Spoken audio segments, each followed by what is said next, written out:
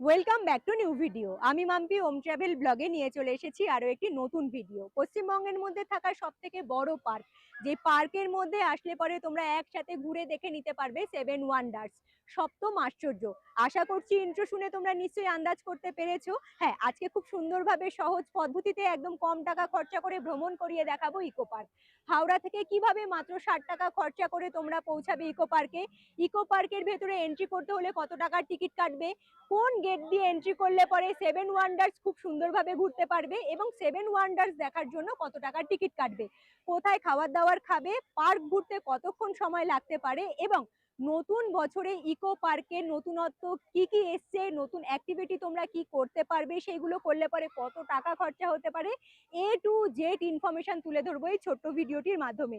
আশা করছি তাই বন্ধুরা আজকের এই ভিডিওটি তাই তোমাদের ভীষণ ভালো লাগবে। তাই নতুন বন্ধুদের বলছি অবশ্যই ওম ট্রাভেল ব্লগ সাবস্ক্রাইব করে হাইপ করে আমার পাশে থাকবে। চলো তাহলে বন্ধুরা আজকের ভিডিও এখান থেকেই শুরু করা যাক।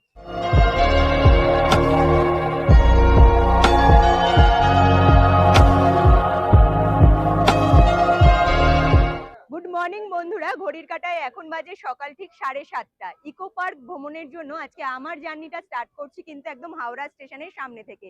তবে তার আগে লোকেশনটা একটু দেখিয়ে দেবো। ব্যাক সাইডেই দেখা যাচ্ছে কিন্তু কলকাতা হাওড়া শহরের আইকন হাওড়া ব্রিজ। আচ্ছা, হাওড়া ব্রিজটা ঠিক যেখান থেকে শুরু হচ্ছে ঠিক সেই পয়েন্টে একদম কিন্তু শুরুর দিকে রয়েছে বিশাল বড় একখানা বাস স্ট্যান্ড। সেই বাস স্ট্যান্ডের এরিয়াতেই এখন আমি দাঁড়িয়ে রয়েছি। আচ্ছা, এই বাস স্ট্যান্ড থেকে ইকো পার্ক যাওয়ার জন্য কিন্তু বেশ অনেকগুলো বাস রয়েছে। তবে বন্ধুরা কোন কোন বাসগুলো ধরলে পরে তোমরা খুব সহজেই ইকো পার্কের কাছে পৌঁছাতে পারবে সেটা তো জানাবো। তাছাড়াও আমি যে বাসটা ধরবো সেই বাসটার অপেক্ষায় এখন আমি বাস স্ট্যান্ডেই দাঁড়িয়ে রয়েছি। শীতকাল মানেই ওয়ানডে ট্রিপের কথা সবার প্রথমেই মাথায় আসে। তেমনি একটা দিনের ছুটি পেলেই মন বলে হাতের কাছে কোনো এক সুন্দর জায়গা থেকে ঘুরে আসি। তাই যারা একদিনের ছুটি কাজে লাগাতে চাইছো তাদের জন্য এই ভিডিওটি বেস্ট অপশন হবে। বাসের অপেক্ষাতে বাস স্ট্যান্ডে এতক্ষণ ধরে দাঁড়িয়েছিলাম। লোকেশনটা আরো একবার আমি তোমাদেরকে দেখিয়ে দেবো। ব্যাক সাইডে হাওড়া ব্রিজ কিন্তু ভীষণ সুন্দরভাবেই দেখা যাচ্ছে। তবে বন্ধুরা বাস স্ট্যান্ডে ইতিমধ্যে চলে এসেছে কিন্তু AC-12 বাস। বাস এখন বাস স্ট্যান্ডে দাঁড়িয়ে রয়েছে। বাসে কিন্তু প্রচুর ভিড় হয়েছে। এই বাসটা ধরেই এখন আমি ইকো পার্কের উদ্দেশ্যে রওনা দেবো। তবে বন্ধুরা এই বাসটি কিন্তু একদম ইকো পার্ক পর্যন্ত যাবে না। কত দূর যাবে এবং হাওড়াই বাস স্ট্যান্ড থেকে ইকো পার্ক পৌঁছানোর জন্য মানে আমি যতদূর পর্যন্ত যাব মাথা পিছু কত টাকা করে বাস ভাড়া লাগছে সবটাই জানিয়ে দেবো। বাসে প্রচুর ভিড়, এখন দাঁড়িয়েই হয়তো আমাকে যেতে হবে। তবে আমাকে কন্ডাক্টর দাদা বললো কিছু দূর যাওয়ার পরে তোমরা সিট পেয়ে যাবে। চলো এই অপেক্ষাতে এবারে সোজা বাসে উঠে পড়বো। AC-12 বাস স্ট্যান্ড থেকে ছেড়ে রওনা দিল তার গন্তব্যস্থলে পৌঁছানোর জন্য। হাওড়া স্টেশন থেকে মোটামুটি 18 কিলোমিটার পথ অতিক্রম করতে হবে ইকো পার্ক পৌঁছানোর জন্য। হাওড়া বাস স্ট্যান্ডের ঠিক যেখান থেকে আজ আমি বাস ধরলাম ইকো পার্ক যাওয়ার জন্য, এই বাস স্ট্যান্ড থেকে আরো একখানা বাস রয়েছে। Bus number EB13। এই বাসটি কিন্তু সোজা হাওড়া স্টেশন বাস স্ট্যান্ড থেকে ছেড়ে রওনা দেয় ইকো পার্কের উদ্দেশ্যে। তবে মাথায় রাখতে হবে বাসটি কিন্তু সারাদিনে 2 থেকে 1 বারই চলে। বাস ছাড়ার কোনো টাইমিং নেই। তবে হ্যাঁ, এই বাসটি যদি চোখে পড়ে অবশ্যই উঠে যাবে, সোজা তালে ইকো পার্কে পৌঁছে যেতে পারবে। তাছাড়াও কলকাতা শহরের যে কোনো প্রান্ত থেকেই ওলা উবের বুক করে কিংবা গাড়ি রিজার্ভ করে খুব সহজেই চলে আসতে পারো ইকো পার্কের কাছে।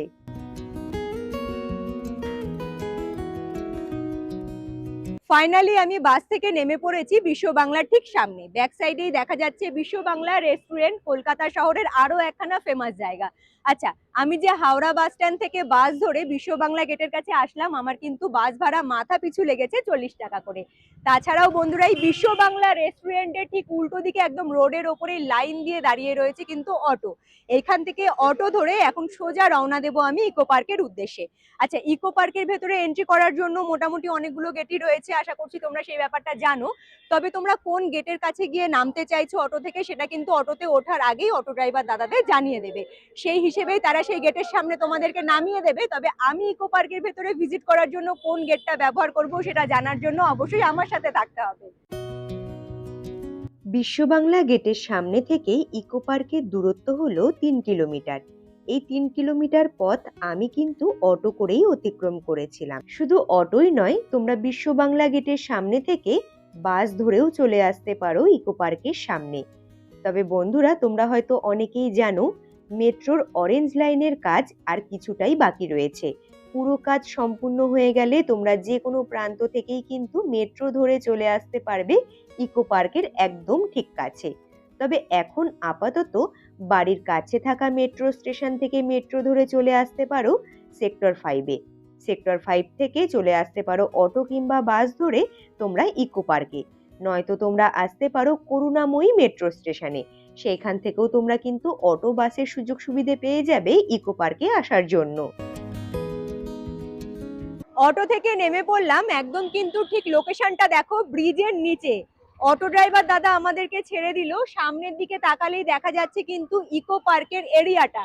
আচ্ছা, এইবারে আমি ভেতরের দিকে গিয়ে টিকিটটা কাটবো। তবে বন্ধুরা, তোমাদেরকে আরো একখানা কথা বলে দিচ্ছি, তোমরা যে বাস থেকে নামবে, কারণ বিশ্ব বাংলা গেটের কিন্তু এপারেও রয়েছে অনেকগুলো অটো স্ট্যান্ড, বিশ্ব বাংলা গেটের ওপারেও রয়েছে অনেকগুলো অটো স্ট্যান্ড। মানে সিগন্যালের ওপরে ডিপেন্ড করে বাস ড্রাইভার দাদারা তোমাদেরকে কিন্তু বিশ্ব বাংলার সামনে নামিয়ে দেবে। তোমরা অবশ্যই মাথায় রাখবে, চিনার পার্ক নারকেল বাগানের যে অটো স্ট্যান্ডটা রয়েছে সেইখান থেকে কিন্তু তোমরা অটোতে উঠবে ইকো পার্কে আসার জন্য। তাহলে ভাড়াটা লাগবে মাথা পিছু 20 টাকা করে। আমি তো পৌঁছে গিয়েছি, এবারে গেট দিয়ে টিকিট কেটে সোজা পার্কের ভেতরে এন্ট্রি করব। অনেক সকাল সকালই বাড়ি থেকে বেরিয়েছিলাম ইকো পার্কে আসার জন্য। এদিকে বাসেও আমরা যখন জার্নি করেছিলাম রাস্তা পুরো ফাঁকাই ছিল, সেরকম ভাবে কোনো সিগন্যালেও আটকাতে হয়নি, যার কারণে আমাদের গন্তব্যস্থলে অনেক তাড়াতাড়ি পৌঁছে যেতে পেরেছিলাম। যখন আমরা ইকো পার্কে এসে পৌঁছালাম ঘড়ির কাঁটায় সকাল ঠিক 10টা থেকে 10:30টার মতো বাজে। গেট যেহেতু খোলেনি, যার কারণে সকলেই কিন্তু বাইরেই খেলাধুলো করছে। ঘড়ির কাঁটায় এখন বাজে সকাল ঠিক 11টা। তবে তার আগে বন্ধুরা, ইকো পার্কের সামনে টিকিট কাউন্টারের সামনে মূলত যে ভিড়টা জমেছে সেটা একটু দেখাবো। চারিদিকে প্রচুর মানুষের কিন্তু সমাগম। সকালবেলা ঠিক 11টার মধ্যেই কিন্তু একদম টিকিট কাউন্টার খুলে দেওয়া হয়। এখন এই মুহূর্তে দুখানা টিকিট কাউন্টার খোলা রয়েছে, সেইখান থেকে তোমরা কিন্তু লাইন দিয়ে দাঁড়িয়ে টিকিটটা কেটে নিতে পারো। আমি লাইনে দাঁড়িয়ে টিকিট কেটে নিয়েছি। মাথা পিছু খরচা হলো কিন্তু 30 টাকা করে। একদম কম খরচায় তোমরা ইকো পার্কের ভেতরে টিকিট কেটে এন্ট্রি করতে পারবে।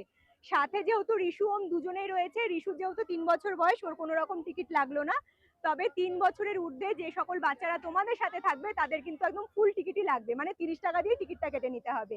টিকিট কাটা এবারে ডান। এবারে সোজা টিকিটটা হাতে নিয়ে চলে যাব কিন্তু এন্ট্রি গেটের কাছে, যে দিক দিয়ে পার্কের ভেতরে এন্ট্রি করব।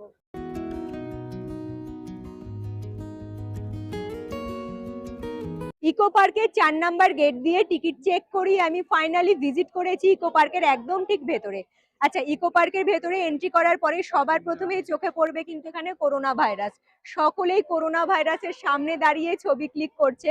তবে বন্ধুরা, বুঝতেই পারছো করোনা ভাইরাস কিভাবে আমাদের জীবনটা একদম ভিশিয়ে দিয়েছিল। আমি একটু দূরেই রয়েছি। 4 নাম্বার গেট দিয়ে এন্ট্রি করার পরেই তোমরা কিন্তু সোজা তাকালে সামনের দিকে দেখতে পারবে টয়লেটের ব্যবস্থা। তাছাড়াও বন্ধুরা, টিকিট কাউন্টারটা যে রয়েছে, টিকিট কাউন্টারের পাশে রোডের পাশে তোমরা কিন্তু প্রচুর খাবার দাবারেরও দোকান পেয়ে যাবে। যদি সকালের খাবার দাবার করতে চাও বা টিফিন সারতে চাও, অবশ্যই কিন্তু সেখান থেকে খাবার দাবার খেয়ে এন্ট্রি করতে পারো। আর সাথে আমরা কিন্তু খাবার দাবার নিয়ে এসেছি বাড়ি থেকে বানিয়ে। তোমরা যারা ভাবছো একটা ছোট্টখাট্ট পিকনিকের মতো করবে, তোমরা কিন্তু অল্প খাবার দাবার বানিয়ে তোমরা একদম নিয়ে চলে আসতে পারো ইকো পার্কের ভেতরে। মানে শীতকালে ইকো পার্কের গেট খোলা থাকে সকালবেলা 11টা থেকে সন্ধে 7:30টা পর্যন্ত। তবে মাথায় রাখতে হবে টিকিট কাউন্টার কিন্তু সন্ধে 7টার মধ্যেই বন্ধ হয়ে যায়। তবে গরমকালে এই টাইমিংটা কিন্তু আবার চেঞ্জ হয়ে যায়। গরমকালে ইকো পার্কের গেট খোলা থাকে সকালবেলা 11:30টা থেকে রাত্রি 8:30টা পর্যন্ত। 4 নাম্বার গেট দিয়ে এন্ট্রি করলে পরে সবার প্রথমেই চোখে পড়বে টেক অফ গেম পার্ক, যেখানে বিভিন্ন ধরনের অ্যাক্টিভিটি রয়েছে। তার মধ্যে রয়েছে মাসাজ চেয়ার, পার পার্সন নেওয়া হয় 200 টাকা করে। বাস্কেটবল রয়েছে, পার পার্সন নেওয়া হয় কিন্তু 100 টাকা করে। ইকো পার্কের ভেতরে এন্ট্রি করার জন্য তোমরা সকলেই জানো অনেকগুলোই গেট রয়েছে। তবে আমি কেন 4 নাম্বার গেটটা বেছে নিলাম, মূলত ইকো পার্কের কিন্তু মূল আকর্ষণ হলো 7 ওয়ান্ডার্স, মানে সপ্তম আশ্চর্য, যেটা দেখার জন্য অবশ্যই তোমাদের কিন্তু 4 নাম্বার গেট দিয়ে ভিজিট করতে হবে। তবে হ্যাঁ, মাথায় রাখতে হবে 30 টাকা দিয়ে টিকিট কাটার পরে যখন তোমরা এন্ট্রি করবে ইকো পার্কের ভেতরে, সপ্তম আশ্চর্য দেখার জন্য কিন্তু এক্সট্রা ভাবে তোমাদেরকে টিকিট কেটে নিতে হবে। বাইরের দিকের ভিউটা কিন্তু ভীষণই সুন্দর। আর এখানেও পার্কের ভেতরে দেখছি বেশ সুন্দর সুন্দর ছোট ছোট দোকানপাট রয়েছে, তোমরা চাইলে পরে এখান থেকেও কিন্তু খাবার দাবার খেয়ে নিতে পারো। সপ্তম আশ্চর্য দেখার জন্য টিকিট কাউন্টার কাউন্টারটা রয়েছে কিন্তু একদম ঠিক এখানে, এখান থেকে এবারে সোজা গিয়ে টিকিটটা কেটে নেব। একদম বেশি টাকা কিন্তু খরচা হবে না সপ্তম আশ্চর্য দেখার জন্য, কারণ মূলত 30 টাকা দিয়ে টিকিট কেটে তোমরা সপ্তম আশ্চর্য দেখে নিতে পারবে খুব সুন্দরভাবে। ফাইনালি আমি ভিজিট করেছি সেভেন ওয়ান্ডার্স এর ভেতরে, মানে সপ্তম আশ্চর্য দেখার জন্য। সপ্তম আশ্চর্য দেখার জন্য এক্সট্রা ভাবে আরো 30 টাকা দিয়ে টিকিট কেটে টিকিটটা চেক করিয়ে তারপরেই কিন্তু এন্ট্রি করেছি। তবে বন্ধুরা, আমার ব্যাক সাইডে আর আশেপাশের ভিউ দেখে তোমরা বুঝতেই পারছো, দেখে যেন মনে হচ্ছে এক টুকরো মিশর। হ্যাঁ, কলকাতা শহরের মধ্যে থাকা সব থেকে বড় পার্ক ইকো পার্ক, সেই পার্কের ভেতরেই খুব সুন্দরভাবে তুলে ধরা হয়েছে কিন্তু গ্রেট পিরামিড অফ গিজা। এখানে আসলে পরে খুব সুন্দর তোমরা পিরামিড তো দেখতে পারবে, তাছাড়াও পিরামিডের ভেতরে কিন্তু এন্ট্রি করার জন্য ব্যবস্থা রয়েছে। এই সাইডে দেখো প্রচুর মানুষজন কিন্তু এন্ট্রি করছে, ছোট্ট একখানা গেট রয়েছে, এই গেট দিয়ে ভেতরের দিকে এন্ট্রি করলে পরে খুব সুন্দর ভিউ দেখতে পারবে। পিরামিডের ভেতরে বিভিন্ন ধরনের কারুকার্য যেগুলো খুব সুন্দরভাবে ফুটিয়ে তোলা হয়েছে। কাচের ফ্রেমের মধ্যে এই যে তোমরা সমাধি কিংবা মূর্তিটা দেখতে পাচ্ছ, এটা কিন্তু ফারাও খুফুর সমাধি। মিশরের যতগুলো পিরামিড রয়েছে সবগুলো পিরামিডের থেকে প্রাচীনতম ও বৃহত্তম পিরামিড হলো মিশরের এই গিজা। মনে করা হয় প্রাচীন বিশ্বে শেষ টিকে থাকা এক সুন্দর আশ্চর্য, যা দারুণভাবে ইকো পার্কের ভেতরে ফুটিয়ে তোলা হয়েছে সকলের সামনে।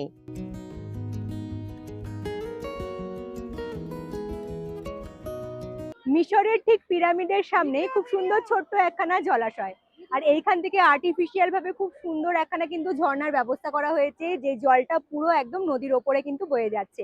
ছোট্ট জলাশয়ের ওপরে ছোট্ট একখানা ব্রিজ, যেখানে দাঁড়িয়ে তোমরা খুব সুন্দর ভিউ পাবে। অনেকে কিন্তু সেলফি জোন হিসেবে এই জায়গাটা ব্যবহার করছে, আশেপাশের ভিউ ভীষণ সুন্দর। জলাশয়ের মধ্যে কিন্তু প্রচুর মাছও রয়েছে।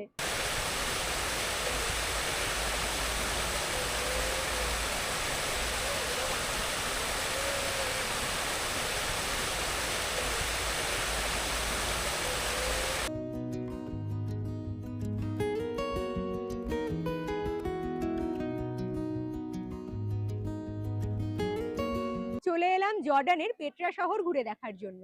আচ্ছা, জর্ডানের সব থেকে প্রাচীনতম শহর কিন্তু এই পেট্রা শহর। আর এখন আমি পেট্রা শহরের সামনেই দাঁড়িয়ে রয়েছি। গোলাপি লাল রঙের বেলে পাথরের একখানা বড় পাহাড়, সেই পাহাড়কে কেটে এই শহর তৈরি করা হয়েছিল। তবে পেট্রা শহরের ভেতরে তোমরা কিন্তু এন্ট্রি করতে পারবে এবং ভেতরের দিকের ভিউগুলোও খুব সুন্দরভাবে দেখে নিতে পারবে।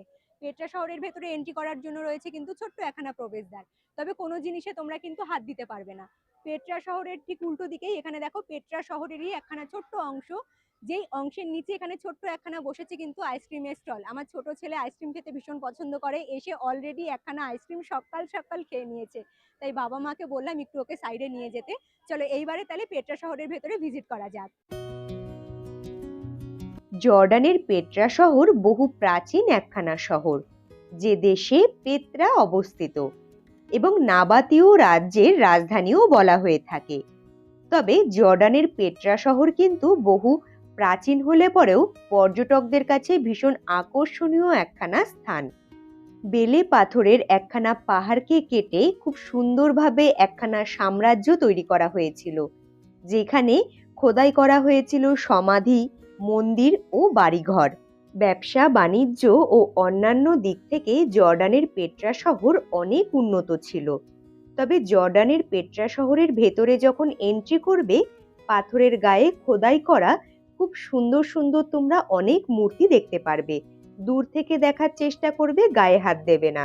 তবে আর্টিফিশিয়াল হলেও এই জায়গাটা কিন্তু খুব সুন্দর নিখুঁতভাবে তৈরি করা হয়েছে। এইমাত্র ঘুরে দেখে এলাম জর্ডানের পেট্রা শহর।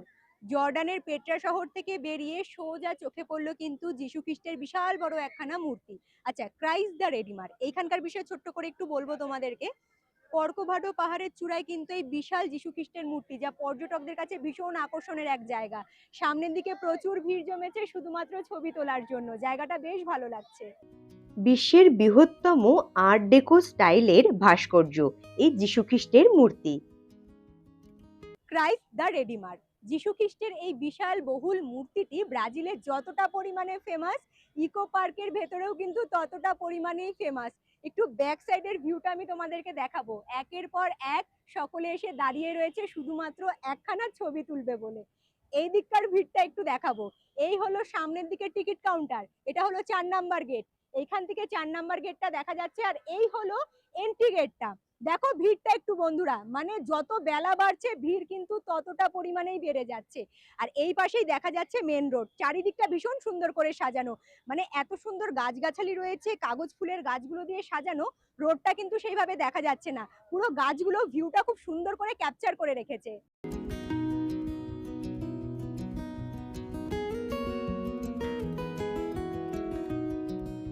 সেভেন ওয়ান্ডার্স এর মধ্যে থাকা আরো একখানা আকর্ষণীয় জায়গাতে এখন এই মুহূর্তে দাঁড়িয়ে রয়েছি আমি এখন কিন্তু ইস্টার আইল্যান্ডে। হ্যাঁ, তোমাদেরকে এই জায়গাটার বিষয়ে একটু বলি। সবার প্রথমেই দেখাবো, আমার পাশেই দেখা যাচ্ছে বেশ বড় বড় মূর্তি। দেখো দেহের থেকে তুলনামূলক মাথাগুলো কিন্তু অনেকটাই বড়। প্রশান্ত মহাসাগরের প্রত্যন্ত এক ছোট চিলির অঞ্চল, যেখানে সত্যিকারের এরকম কিন্তু মূর্তি রয়েছে।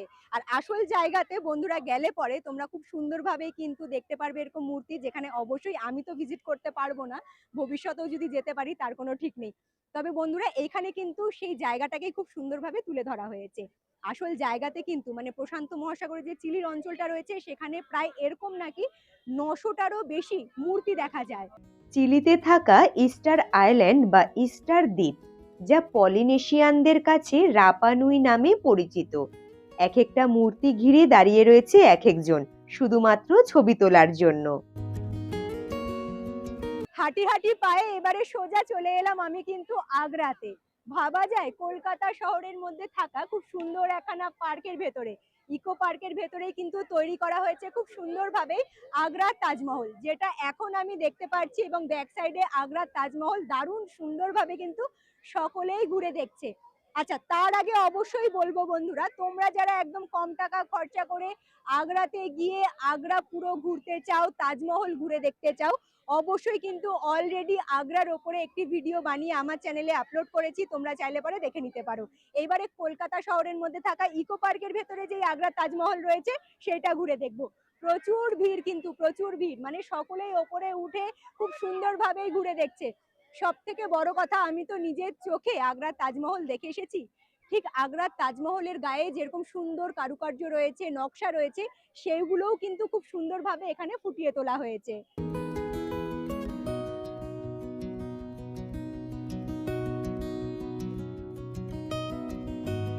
আগ্রা ঘুরে ফাইনালি চলে এলাম আমি কিন্তু চীনে। ভাবা যায় একই প্রাঙ্গণে কতগুলো জায়গা তোমরা ঘুরে দেখে নিতে পারবে।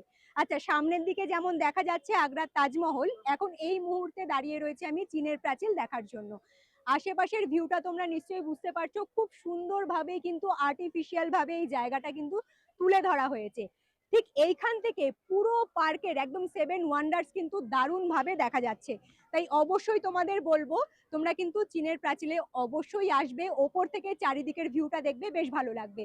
অনেকটা বড় জায়গা জুড়েই কিন্তু বিস্তৃত করা হয়েছে। তবে তাছাড়াও বন্ধুরা, এই চীনের প্রাচীর যেটা তৈরি করা হয়েছিল শুধুমাত্র বিদেশি আক্রমণের হাত থেকে বাঁচার জন্য, এবং এতটা বড় তৈরি করা হয়েছিল এবং এতটা উঁচু তৈরি করা হয়েছিল যেটা নাকি মহাকাশ থেকেও দেখা যেত। হাঁটি হাঁটি পায়ে এবারে আমিও কিন্তু একটু ঘুরে দেখবো। চীনের প্রাচীরের আশেপাশে রয়েছে বিভিন্ন ধরনের পাতাবাহারি গাছ, ফুল গাছ, ঝাউ গাছ, যেই গাছগুলো জায়গাটিকে যেন এক আলাদা রকম রূপ দিয়েছে। মনে করা হয় মিং রাজবংশের সময় এই প্রাচীর নাকি তৈরি করা হয়েছিল। ইট, পাথর, আঠালো চালের মর্টার ব্যবহার করে নির্মিত করা হয়েছিল।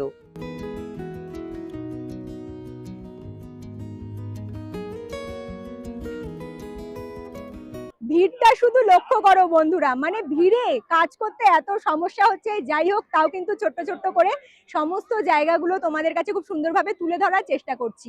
এখন আমি ঠিক যেখানে দাঁড়িয়ে রয়েছি, আমার হাতের ডান দিকে খুব সুন্দরভাবেই দেখা যাচ্ছে কিন্তু আগ্রার তাজমহল। আগ্রার তাজমহলের ঠিক উল্টো দিকে বলতে পারো, আমার হাতের বাঁ সাইডে রয়েছে ক্লোজিয়াম। মানে এটা কিন্তু বিশ্বের সব থেকে বলতে পারো বড় অ্যাম্পি থিয়েটার, ইতালি রোমের মাঝে থাকা সব থেকে বড় অ্যাম্পি থিয়েটার, যেখানে একসাথে 50,000 মানুষজন নাকি বসতে পারতো, যেখানে বিভিন্ন ধরনের কিন্তু খেলাধুলোও হতো, যেগুলো দেখার জন্য সকলেই এখানে সমায়েত হতো। বাইরের দিক থেকে ভিউটা তো তোমরা দেখছো, অবশ্যই ভেতরের দিকে যাব, ভেতরের দিকটা ঠিক দেখতে কেমন সেটাও ছোট্ট করে তুলে ধরার চেষ্টা করব।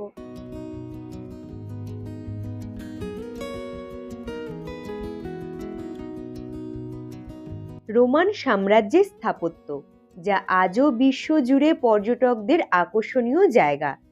তবে মনে করা হয় এই অ্যাম্পি থিয়েটার বা ক্লোজিয়াম, যা মূলত ফ্লাভিয়াম অ্যাম্পি থিয়েটার নামে অনেকের কাছেই পরিচিত ছিল। এই অ্যাম্পি থিয়েটারের ভেতরে বিভিন্ন ধরনের ভয়ানক খেলাও হতো, মানুষের সাথে পশুর লড়াই, পশুতে পশুতে লড়াই। সেভেন ওয়ান্ডার্স ঘুরে এখন এইমাত্র এসে বসলাম আমি শিশু উদ্যানের একদম ঠিক ভেতরে। এখানে পার্ক এরিয়াটা এত সুন্দর করে সাজানো গোছানো, যেখানে খুব সুন্দর গার্ডেন এরিয়া তো দেখতে পারবে, তার সাথে বাচ্চাদের বিভিন্ন ধরনের অ্যাক্টিভিটি রয়েছে। ওইখানে আমার ছোট ছেলে খেলছে, বাবা মা সাথে আছে। আমি সেভেন ওয়ান্ডার্স এর ভেতরে এতক্ষণ ধরে কাজ করে এলাম, আর সেই তখন থেকে আমার দুই ছেলে বাবা মাকে সাথে নিয়ে কিন্তু পার্কের মধ্যে সময় কাটিয়েছে। এত রকমের বাচ্চাদের খেলনা অ্যাক্টিভিটি যে এইখান থেকে বাচ্চারা কিন্তু একদম নড়তে চাইবে না, যেটার সম্মুখীন আমিও হয়েছি। আমার ছোট ছেলে এখান থেকে বেরোতেই চাইছে না। যাই হোক, বসেছি খাবার নিয়ে। অনেক সকালবেলায় বাড়ি থেকে বেরিয়েছিলাম, নর্মাল খাবার দাবার নিয়ে এসেছি, রুটি, আলু ভাজা, জ্যাম, পাউরুটি, ডিম ভাজা, ডিম সেদ্ধ, এগুলোই বসে এখন খাচ্ছি পার্কের মধ্যে। পার্ক মানেই বাচ্চাদের সব থেকে প্রিয় জায়গা, যেখানে বাচ্চারা মন প্রাণ খুলে খেলাধুলা করতে পারে। তবে আজ আমার দুই ছেলে ভীষণ সুন্দরভাবে মজা করেছে। শুধু বাচ্চাদের কথাই বলবো না, আমিও একটু অন্যরকম ভাবে দিনটা কাটিয়েছি। কাজের সূত্রেই বেরিয়েছিলাম, তবে কাজ, খাওয়া দাওয়া, মজা করা, পরিবারের সকলের সাথে সময় কাটানো সবটাই হয়েছে। কাজের ফাঁকে পরিবারের সকলকে সময় দেওয়া আর নিজেকে সময় দেওয়াটাও ভীষণভাবে প্রয়োজন। খাওয়া দাওয়ার কমপ্লিট করে সোজা কিন্তু আমি শিশু উদ্যান থেকে চলে এলাম বন্ধুরা দার্জিলিং এর ঘুম স্টেশনে। বেশ সুন্দরভাবে কিন্তু এই জায়গাটা ক্রিয়েট করা হয়েছে, দার্জিলিং এর ঘুম স্টেশন কিন্তু তৈরি করা হয়েছে, যেখানে খুব সুন্দর বসার ব্যবস্থা রয়েছে, বিভিন্ন ধরনের গাছগাছালি যেগুলো চোখে পড়ছে। আর ওই যে দেখা যাচ্ছে কিন্তু ঘুম স্টেশনে দাঁড়িয়ে রয়েছে টয় ট্রেন। এইখানে একটু ভিউটা দেখাবো। এখানে পর পর লাইন দিয়ে প্রচুর টয় ট্রেন কিন্তু দাঁড়িয়ে রয়েছে। পুরো পার্ক তোমরা যদি খুব সুন্দরভাবে ঘুরে দেখে নিতে চাও খুব কম সময়ের মধ্যে, তাহলে তোমরা কিন্তু ব্যবহার করতে পারো টয় ট্রেন। তবে তার জন্য অবশ্যই কিন্তু টিকিট কাটতে হবে। টয় ট্রেন ইতিমধ্যেই কিন্তু ছাড়বে এবং সকলেই গাড়িতে উঠে হাজির হয়ে গিয়েছে পুরো পার্ক ঘোরার জন্য। এসি, নন এসি টয় ট্রেনের ব্যবস্থা রয়েছে।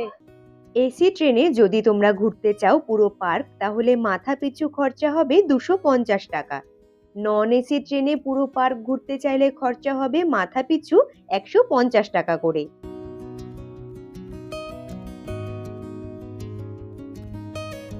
নতুন বছরে নতুন চমক ইকো পার্কের ভেতরে। আগে তো টয় ট্রেনের ব্যবস্থা ছিল, যেটা এসি এবং নন এসি হিসেবে চলতো। এখন তোমরা কিন্তু নতুনত্ব ভাবে দেখতে পারবে ভিস্তাডোম।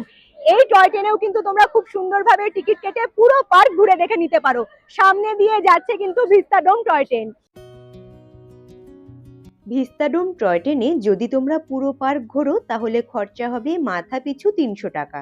এবারে তোমরা তোমাদের পছন্দ অনুযায়ী এসি, নন এসি, ভিস্তাডোম যে কোনো একটি ট্রেন বেছে নিয়ে সেই ট্রেনে কিন্তু পুরো পার্ক ঘুরে দেখে নিতে পারো। তবে আমি কিন্তু কোনো রকম টয় ট্রেনে রাইড নিইনি। ঘুম স্টেশনের ঠিক সামনের দিকেই ছোট ছোট বেশ অনেকগুলো খাবারের স্টল বসেছিল এবং বড় একখানা রেস্টুরেন্টও রয়েছে। দাঁড়িয়ে রয়েছি এখন আমি মার্কস গার্ডেনের একদম ঠিক ভেতরে। দু সাইডেই দেখা যাচ্ছে কিন্তু বিভিন্ন ধরনের মুখোশ। এখানে আসলে পরে তোমরা কিন্তু এই মুখোশগুলোই মেনলি দেখতে পারবে। মুখোশ তো রয়েছে, মুখোশগুলোর প্রত্যেকটার সামনেই কিন্তু খুব সুন্দর ছোট ছোট ফুল গাছ রয়েছে, যে ফুল গাছগুলো জায়গাটাকে আরো সুন্দর করে তুলেছে। এই যে তোমরা এরিয়াটা জুড়ে এতগুলো এত রকমের মুখোশ দেখতে পারছো, বিভিন্ন সম্প্রদায়ের এখানে কিন্তু মুখোশগুলো রয়েছে। ফেমাস ফেমাস মুখোশ বলতেই পারো, যে মুখোশগুলোর পেছনে কোনো না কোনো গল্প, কোনো না কোনো ইতিহাস কিন্তু রয়েছে। এতটা বড় জায়গা জুড়ে বিস্তৃত এবং এত সুন্দর করে সাজানো গোছানো একখানা পার্ক, যেখানে দেখার মতো একই প্রাঙ্গণে অনেক জিনিস রয়েছে। অনেকেই বলছে এত সুন্দর এত বড় পার্ক আমাদের মনে হচ্ছে দুদিনে এসে ঘুরতে হবে সম্পূর্ণ পার্ক সুন্দর করে দেখার জন্য।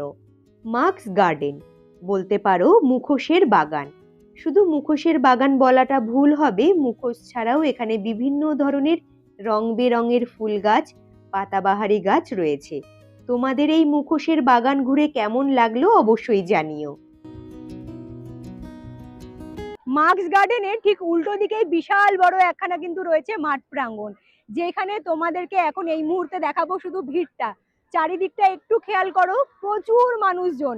প্রায় বেশিরভাগ মানুষজন মানে এই পার্কের ভেতরে যতজন আছে প্রায় সকলেই কিন্তু এই পার্কের ভেতরে এই মাঠ প্রাঙ্গণের মধ্যে বসে খাবার দাবার খাচ্ছে। সকলেই বাড়ি থেকে খাবার দাবার বানিয়ে নিয়ে এসছে আর বসার ব্যবস্থা নিয়ে এসছে। যদি তোমরাও খুব সুন্দরভাবে সময় কাটাতে চাও অবশ্যই বলবো বাড়ি থেকে খুব সুন্দর সুন্দর খাবার দাবার বানিয়ে নিয়ে এসে বসার ব্যবস্থা নিয়ে আসবে।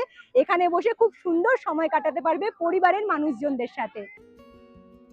পার্ক এরিয়া ঘুরতে ঘুরতে এখন এসে দাঁড়ালাম কিন্তু রেন ফরেস্টের একদম ঠিক সামনে। আমি বলবো এই পুরো পার্কের মধ্যে আমার সব থেকে প্রিয় জায়গা কিন্তু এই রেন ফরেস্ট, কারণ জায়গাটা কিন্তু খুবই শান্তিপ্রিয় একখানা জায়গা, প্রচুর গাছগাছালি রয়েছে। পার্কের ভেতরে খুব সুন্দর রয়েছে বসার ব্যবস্থা, পানীয় জলের ব্যবস্থা এবং ডাস্টবিনের ব্যবস্থা। ডাস্টবিনের ব্যবস্থা থাকা সত্ত্বেও অনেকে যেখানে সেখানে খাবার খেয়ে এঁঠো প্লেটগুলো ফেলে রেখে দিয়েছিল। তাই অবশ্যই বলবো তোমরা নির্দিষ্ট জায়গায় যদি নির্দিষ্ট জিনিসগুলো রাখতে পারো তাহলে সুন্দর জায়গা আরো সুন্দর হয়ে উঠবে। আর রেন ফরেস্টের সামনে ইকো পার্কের পুরো ম্যাপটাই তুলে ধরা হয়েছে তোমাদের সুবিধার্থে। আমি কিন্তু এই পুরো ম্যাপটা ভিডিও স্ক্রিনে দিয়ে দিলাম। তোমরা যারা ভাবছো ইকো পার্কটা খুব সুন্দরভাবে পুরোটাই কমপ্লিট করবে, পায়ে হেঁটে ঘুরবে, অবশ্যই বলবো তোমরা কিন্তু এই ম্যাপের একখানা স্ক্রিনশট নিয়ে নেবে।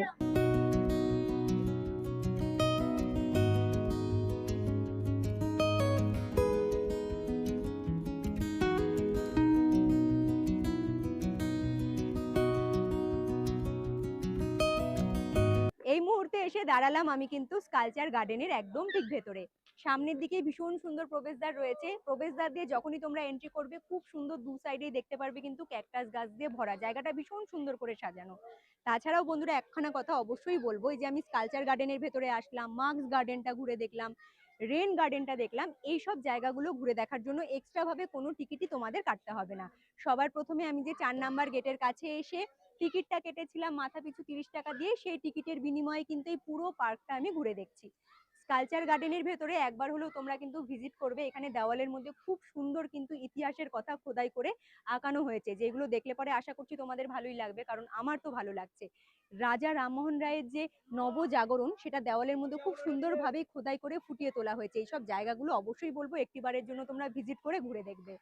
অসাধারণ কিছু ভাস্কর্য ও শিল্পকর্ম চোখের সামনে ফুটে উঠবে। ইতিহাস, শিল্প ও প্রকৃতির মিশ্রণে গড়ে ওঠা এই স্কালচার গার্ডেন সকলের মন কাড়তে বাধ্য করবে। বেশ অনেকটা বড় জায়গা জুড়ে তৈরি করা হয়েছে স্কালচার গার্ডেন, যেখানে বিভিন্ন ধরনের গাছগাছালি তো রয়েছে, মাঝে মধ্যে বেশ অনেকগুলো গাছ রয়েছে যে গাছগুলোর গোড়াগুলো খুব সুন্দরভাবেই কিন্তু বাঁধানো বা বলতে পারো বেদি তৈরি করা, যেখানে অনেকেই বসে সময় কাটাচ্ছে। এক আলাদা রকম শান্তি পাবে এই স্কালচার গার্ডেনে আসলে পরে। ইকো পার্কের ভেতরে রয়েছে বাটারফ্লাই জোন বা বলতে পারো বাটারফ্লাই গার্ডেন, যেখানে বিভিন্ন প্রজাতির বিভিন্ন রকমের প্রজাপতির তোমরা সম্ভার দেখতে পারবে। চারিদিকটাই হলো কিন্তু রেন ফরেস্ট। রেন ফরেস্টের মাঝখান দিয়ে একখানা খুব সুন্দর ছোট্ট রোড, যে রোডটা খুব সুন্দর করেই সাজানো হয়েছে। এই জায়গাতে ভিজিট করলে পরে তোমরা কিন্তু দেখতে পারবে শাওয়ার এরিয়া, যেখানে একদম খুব সুন্দরভাবে এই রোডটা জুড়ে লাইন দিয়ে কিন্তু ওপর থেকে বৃষ্টির জল পড়ছে। শীতের মৌসুম বলো কিংবা গরমের মৌসুম বলো, তোমরা যদি বৃষ্টির মজা নিতে চাও অবশ্যই তোমরা ভিজিট করতে পারো শাওয়ার এরিয়াতে। চারিদিকের ভিউ কিন্তু ভীষণ সুন্দর। আমি যখন এখানে ভিজিট করেছিলাম সেই সময়ও কিন্তু ওপর থেকে একদম হালকা হালকা জলগুলো পড়ছিল, খুব সুন্দর লাগছিল। এখন এই সময় দেখলাম বন্ধ করে দিয়েছে, কিছুক্ষণ পরপর কিন্তু চলে, আবার কিছুক্ষণ পরপর কিন্তু এই জলগুলো বন্ধ করে দেওয়া হয়, জানি না কিসের জন্য। কিন্তু অবশ্যই বলবো ইকো পার্কের ভেতরে ভিজিট করলে পরে এই জায়গাতে তোমরা অবশ্যই কিন্তু আসবে। চলে এলাম টেরাকোটা মন্দির প্রাঙ্গণের একদম ঠিক সামনে। হ্যাঁ, ইকো পার্কের ভেতরে তোমরা আসলে পরে টেরাকোটার মন্দিরও দেখতে পারবে। বাঁকুড়া বিষ্ণুপুরে যে মন্দিরগুলো রয়েছে সেই মন্দিরগুলোর আদলেই এখানে কিন্তু খুব সুন্দরভাবে তৈরি করা হয়েছে টেরাকোটার মন্দির, যেটা এখানে তোমরা দেখতেই পাচ্ছ। সামনে দাঁড়িয়ে প্রচুর মানুষজন কিন্তু সেলফি টেলফি তুলছে। যাই হোক, পুরো খুব সুন্দরভাবে কাছের থেকে গিয়ে তোমরা এই মন্দির প্রাঙ্গণগুলো দেখবে। দেওয়ালের মধ্যে খুব সুন্দর নিখুঁত কিন্তু নকশা রয়েছে, যেগুলো দেখতে আশা করছি তোমাদের ভীষণ ভালো লাগবে।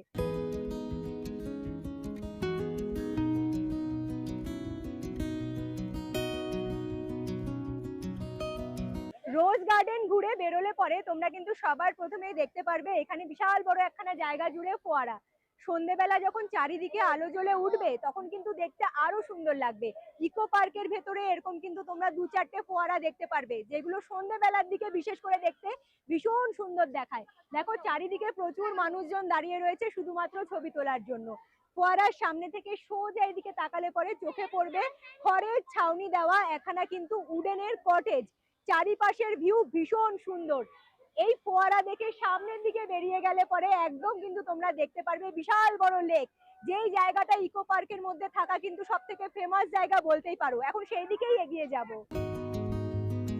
সেভেন ওয়ান্ডার্স, উডেনের কটেজ, ট্রি হাউস, বাচ্চাদের পার্ক, লেক, মুখোশের বাগান, প্রজাপতির বাগান, ফুলের বাগান, সমস্ত কিছু মিলিয়ে যেন ইকো পার্ক এক পরিপূর্ণ জায়গা। ইকো পার্কের ভেতরে আরও একখানা সুন্দর বাগান রয়েছে, যেখানে গাছ ভর্তি বিভিন্ন ধরনের ফল গাছের বাগান তোমরা দেখতে পারবে। বেশ অনেকটা বড় জায়গা জুড়ে বিস্তৃত রয়েছে ইকো পার্কের ভেতরে কিন্তু একখানা লেক, যেটা এখন এই মুহূর্তে তোমরা এখানে দেখতেই পারছো। তাছাড়াও বন্ধুরা চারিদিকের ভিউটা একটু খেয়াল করো, চারিদিকেই কিন্তু লোকে লোকারণ্য। আচ্ছা, এইখান থেকে তোমাদেরকে আমি সোজা তাকালে পরে আমি দেখতে পাচ্ছি সোলার ডোম, যেটার বিষয়ে একটু ছোট্ট করেই বলবো। পুরো ডোমটাই কিন্তু সোলার প্যানেল দিয়ে তৈরি করা হয়েছে। এই সোলার ডোমের ভেতরে রয়েছে মিউজিয়াম। মিউজিয়ামের ভেতরে যদি তোমরা এন্ট্রি করতে চাও অবশ্যই এন্ট্রি করতে পারবে, তবে তার জন্য আলাদা টিকিট কাটতে হবে। পুরো মিউজিয়ামটা যদি খুব সুন্দরভাবে ঘুরে দেখে নিতে চাও তাহলে কিন্তু অবশ্যই তোমরা গাইডের ব্যবস্থা পেয়ে যাবে।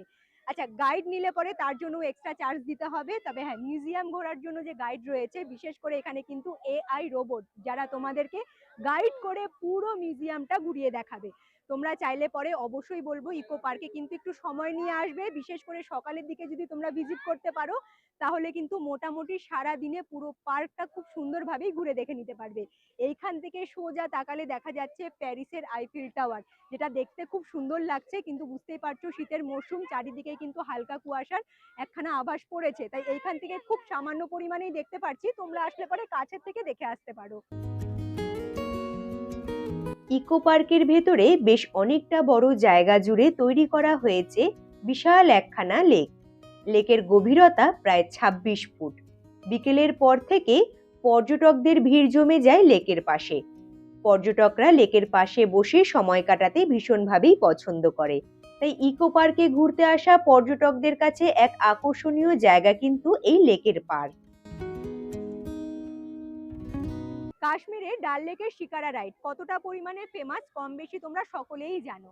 আচ্ছা, ইকো পার্কের ভেতরে এই যে বড় লেকটা রয়েছে, লেকেও কিন্তু তোমরা খুব সুন্দর কাশ্মীরের মতো শিকারা রাইড করতে পারবে।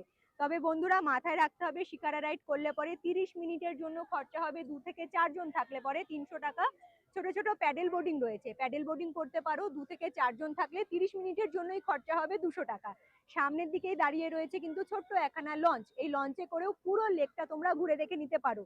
তবে হ্যাঁ, তোমরা তোমাদের পছন্দ অনুযায়ী, তোমরা তোমাদের বাজেট অনুযায়ী যে কোনো একখানা রাইড চুজ করে কিন্তু এই লেকটা খুব সুন্দরভাবে ঘুরে দেখে নিতে পারো। লাইনটা শুধু দেখাবো, লঞ্চে ওঠার জন্য সকলেই লাইন দিয়ে দাঁড়িয়ে রয়েছে। টিকিট কেটে সকলেই কিন্তু এইবারে লঞ্চের দিকে উঠবে। এসে যেটা দেখলাম সকলকেই কিন্তু লাইফ জ্যাকেট পরিয়ে দিয়েছে, মানে সেফটির সাথেই তোমরা এখানে আসলে পরে ঘুরতে পারবে। শিকারাতে যখন তোমরা উঠবে অবশ্যই তোমাদের সাথে কিন্তু একজন থাকবে, তাই টাইমিং এর এদিক ওদিক হওয়ার কোনো চান্স নেই। প্যাডেল বোর্ডিং যেহেতু তোমাদের নিজেদেরকে করতে হবে, তাই সময় যদি তোমরা একটু বেশি নিয়ে নাও, মানে যেহেতু 30 মিনিটই তোমরা রাইড করতে পারবে, 30 মিনিটের থেকে বেশি সময় নিয়ে নিলে পরে কিছু টাকা কিন্তু এক্সট্রা দিতে হতে পারে। যেমন 5 থেকে 15 মিনিট এক্সট্রা চালালে পরে 100 টাকা এক্সট্রা দিতে হবে, এবং 20 মিনিট যদি তোমরা এক্সট্রা নিয়ে নাও তাহলে 200 টাকা পে করতে হবে।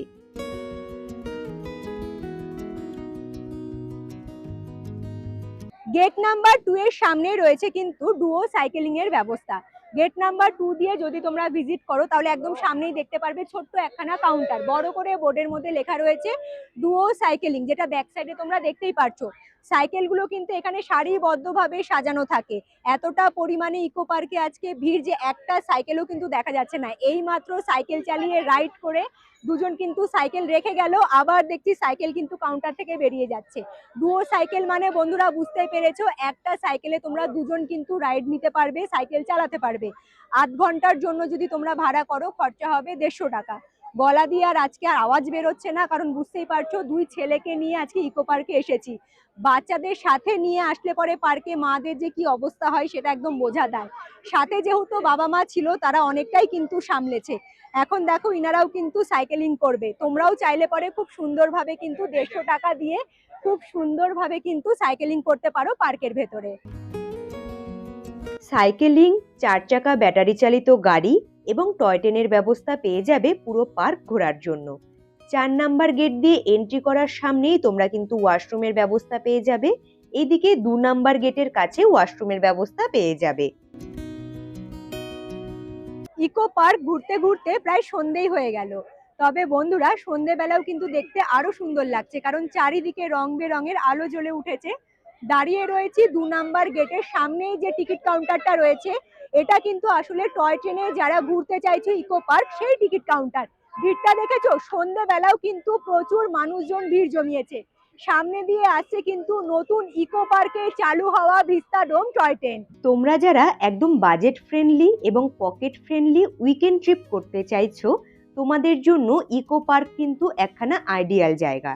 আমি যদি আমার বিষয়টা বলি, বাড়ি থেকে খাবার দাবার বানিয়ে নিয়ে এসেছিলাম, সেগুলোই আমি দুপুরবেলা খেয়েছিলাম এবং মাত্র 30 টাকা খরচা করে ইকো পার্কের ভেতরে এন্ট্রি করেছিলাম।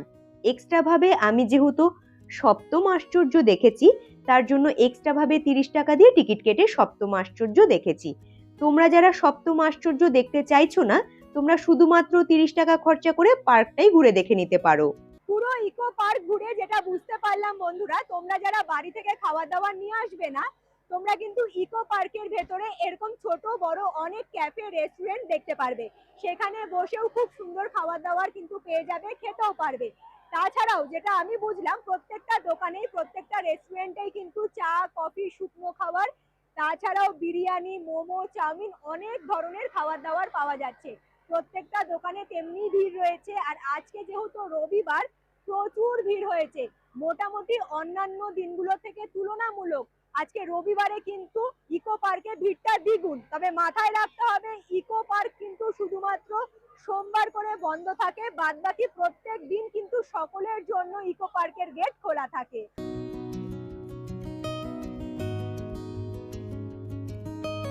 ইকো পার্কের ভেতরে আমি এন্ট্রি করেছিলাম 4 নাম্বার গেট দিয়ে, এখন এক্সিট করলাম ইকো পার্কের ভেতরে থাকা 2 নাম্বার গেট দিয়ে।